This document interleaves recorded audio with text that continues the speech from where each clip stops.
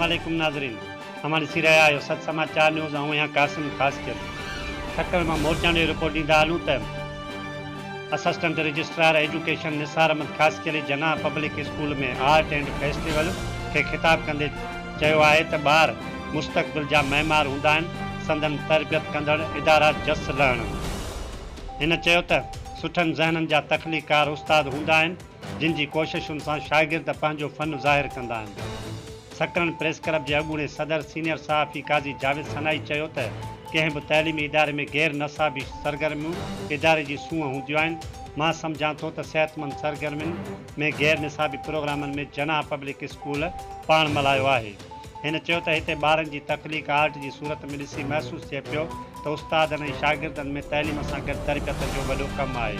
Festival में शागिर्दनि ऐं शागिर्दियाणियुनि पारां मुख़्तलिफ़ स्टॉल लॻाया विया जिन जी चटाभेटी पिणु कराई वई, जंहिं बैदि पहिरीं ॿी ऐं टीं पोज़ीशन हासिलु कंदड़नि खे इनामनि सां बि नवाज़ो वियो।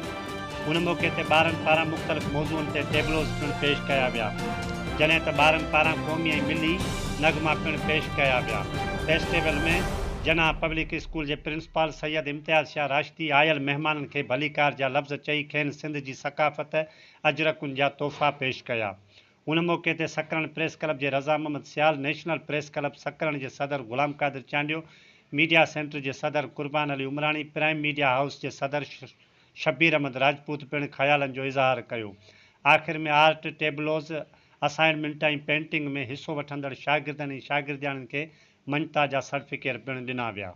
वधीक ख़बरुनि ऐं अपडेट्स जे लाइ ॾिसंदा रहो सच समाचार। सदी आहे त असां पंहिंजी स्कूल में अहिड़ा खोड़ प्रोग्राम कंदा आया आहियूं। मेन असांजो जेको मक़सदु आहे त ॿारनि में कॉन्फिडेंस डेवलप थिए। रुगो तालीम पढ़ाइण इहो कंहिं सियाणे चयो आहे त work not play make a जेक डल बॉय। रुगो पढ़ण ऐं खेॾण बि न हुजे, का गेम न हुजे, का विंदुर न हुजे, ए बि जेक जहिड़े होशियारु शागिर्द खे जॾो करे छॾियो, बेवकूफ़ बनाए छॾियो। इन जे करे मुंहिंजी सोच इहा हमेशह करे रही आहे त शागिर्दनि में हिकिड़ो डेवलप कॉन्फिडेंस थिए, तइलीम जे हवाले सां हुननि में हिकिड़ो शऊर अचे, अवेयरनेस अचे। त उन लाइ आउं खोड़ सारा प्रोग्राम कंदो रहियो आहियां, क्विज़ कॉम्पिटिशन। अॼु को जो असांजो प्रोग्राम आहे हीअ आर्ट फेस्टिवल आहे। हिन ॿारनि जेको पंहिंजा मुख़्तलिफ़ शयूं ठाहियूं आहिनि, असाइनमेंट ठाहियूं आहिनि या शीटूं ठाहियूं आहिनि, इन हवाले सां ॿारनि जो हिकिड़ो फ़न ॾिठो थो वञे त ॿारनि पंहिंजी महिनत करे हिकिड़ो फ़न ठाहियो आहे, पंहिंजे सोच सां का शइ सलेक्ट कई आहे उन ते ठाहियो आहे। त उहो असां साम्हूं वांदो आहे। वधीक दोस्तनि महिमाननि खे घुरायो थो इहे शयूं ॾिसंदा त उमेद त आहे पसंदि कंदा ऐं वधीक असांजी रहनुमाई कंदा इन हवाले सां। जीअं त साईं इम्तियाज़ शाह जो काफ़ी सालनि खां तजुर्बो बि आहे ऐं अल्हम्दुलिल्लाह साईं इम्तियाज़ शाह में एफिशिएंटी बि आहे। ही फेस्टिवल जेको कयो वियो आहे अॼु, इन जो मक़सदु बि इहो ई आहे त ॿारनि खे हिकिड़ी अवेयरनेस ॾियणी आहे।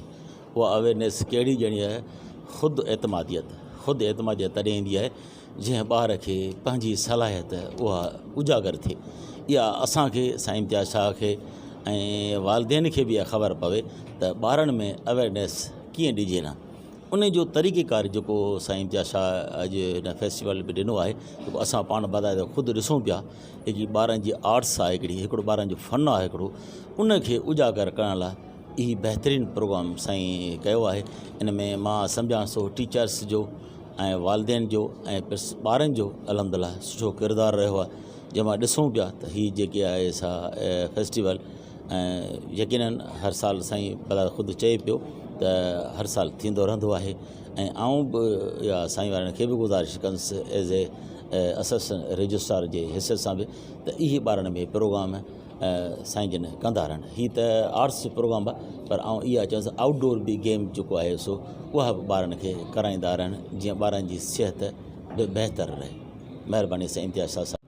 असल में हीअ आर्ट जेका आहे न उहो ख़ुदि माना हिकिड़ो तख़लीक़ आहे जेका आहे ॿार जी समूरनि सलाहियतुनि जी पढ़ाईअ। मुंहिंजो जेको पंहिंजी ज़ाती राय आहे त हिन आर्ट में ॿार जे ज़हन जी ख़बर पए थी, हुन जेको तख़लीक़ी ज़हन थिए थो उहा अॼु ख़बर पए। ॾिसूं पिया असां हीअ जेके हिन आर्ट जा ठाहियूं आहिनि या हीअ जेके प्रिंट्स में ठाहियूं अथनि ऐं माशाअल्लाह ॾाढी ख़ूबसूरत। ऐं हीअ इदारो जेको आहे सो केतिरे अरसे सां हिन सां असांजो ताल्लुक़ु आहे। ॾिसूं था त काफ़ी हिन में पढ़ाई खां अलावा बि जेको आहे सो सिहतमंद सरगर्मियुनि में जेको आहे यानी ग़ैर निसाबी सरगर्मियुनि में जेको आहे इदारो हिसो वठे थो।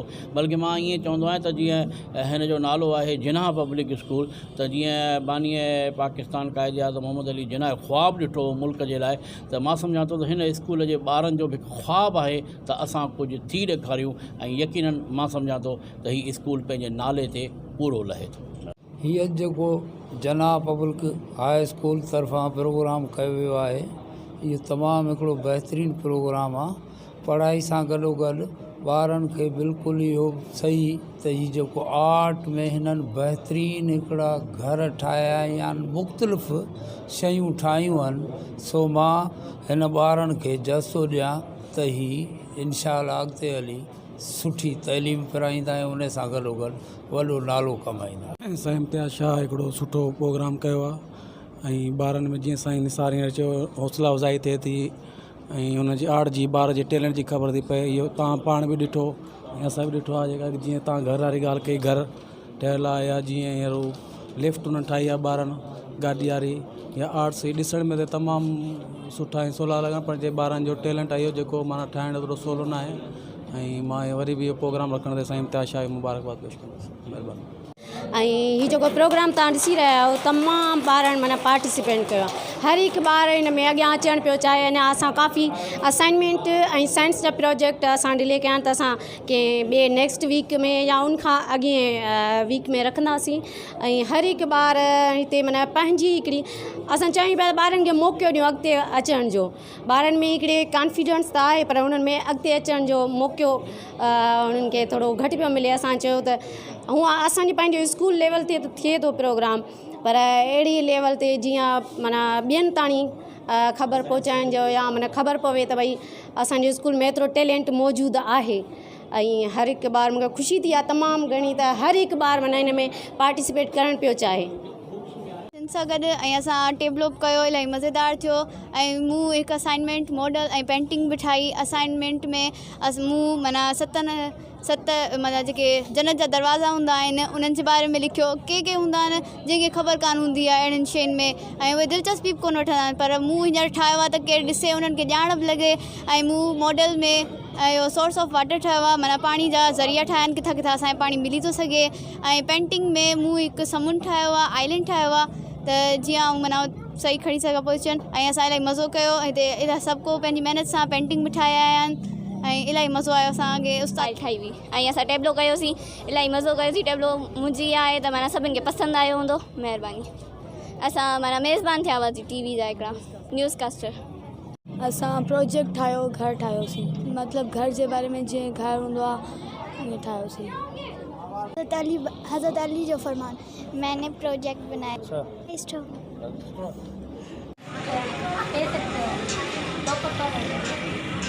मेरी मर्जी के बगैर क्यों गया था? चल छोड़, बता कि तूने क्या पढ़ा। तुमको बताएगा, पर तुमको हमारे साथ चलना पड़ेगा। पहाड़ पे वैसे पतंग उड़ी आसमान में। बकरी क्या लगाए हुए? अलग से क्या होगा? चल छोड़ पागल, तुमने थका ही दिया। शकीला और मैं हूँ आपकी मेजबान जमीला। हमारे साथ में रामलीला।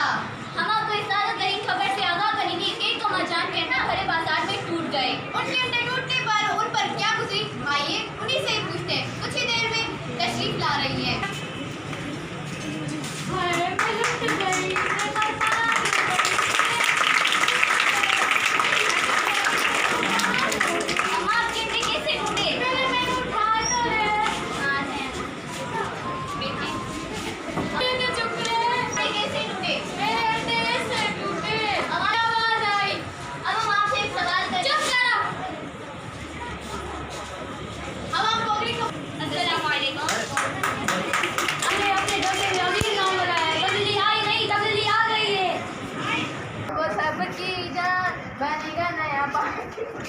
और तू कौन है? मैं मुझे नहीं जानते। नहीं जानते? नहीं, सच बताओ। नहीं, मैं शेर खान का भाई इमरान खान। गुल खान कहाँ मर गया है? वो उसे काम था, वो गांव से गया है गांव। चल छोड़, चैनल चेंज कर। आज हम आपको फटाका न्यूज़ की ताज़ा तरीन खबर से आगाह करेंगे कि हमारे मशहूर और अफसोस का मुशायरा किया। आए उनसे मिलते हैं।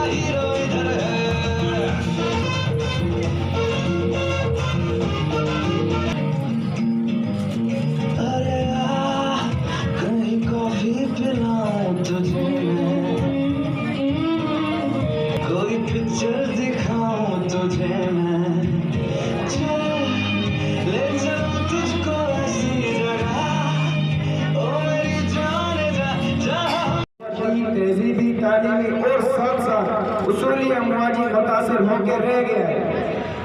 हमारे आज के मौजूदा हुक्मरानों, रियासतदानों के वो रोल मॉडल अफराद जिनकी वजह से हमारा मुल्की निज़ाम दरपेश व मसाइल हालत की वजह से एक परेशान का शिकार है।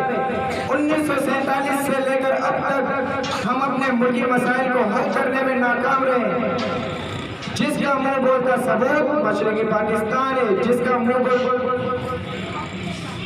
से अलग होना, बैनुल-अक़वामी सतह पर हमारा दूसरे ममालिक पे इंतजार करना, कर्ज का बोझ, नाकारा तालीम, रियासत का ये मनसबी हमारी गलतियों। जैसे कि आज मेरी तकरीर का मौजू है जुल्म।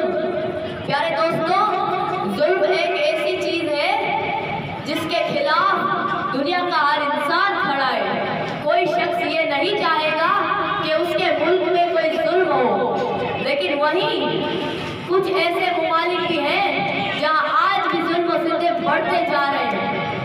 मसलन फ़लस्तीन, कश्मीर, बैतुल मुक़द्दस, वो सरजमीन जिसे नबियों की सरजमीन कहा जाता है, आज वहाँ बाज़दीनियों की हुकूमत है।